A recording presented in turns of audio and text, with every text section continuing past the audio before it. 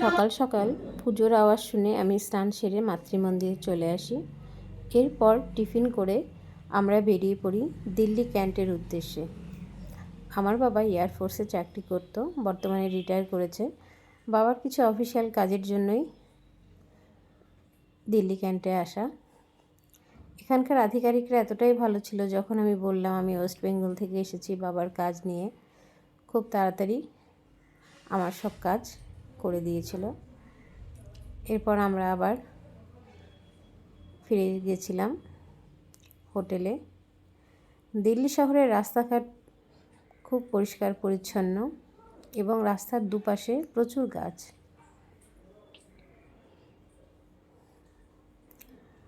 আমরা আবার বিকেলে বেরিয়ে পড়ি। এই মাতৃমন্দিরের পাশে একটি পার্ক আছে, আমরা সেখানেই যাই, কিছুক্ষণ ওখানে বসি। আমার ছোটো মেয়ে খুব আনন্দ করছিল পার্কে গিয়ে।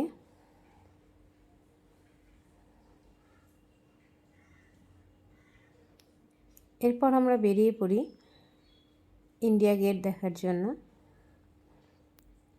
ইন্ডিয়া গেট আমি দিনের বেলা এর আগেও দেখেছি, তো ভাবলাম রাতের ভিউটা দেখে আসি, সেই জন্য এখানে আসা। এই যে কাছাকাছি চলে এসেছি, কিন্তু দেখে কাছে মনে হলেও অনেকটাই হেঁটে যেতে হয়।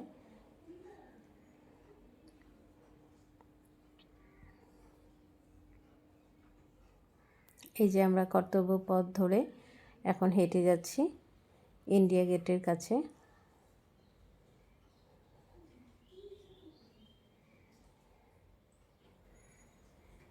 এই দেখুন চলে এসেছি একদম ইন্ডিয়া গেটের সামনে।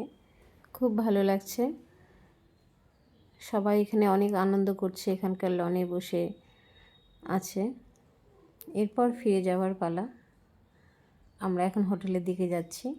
রাস্তায় এই মাশরুম পার্কটা পড়েছিল, ভাবলাম এটারও ভিডিও করি।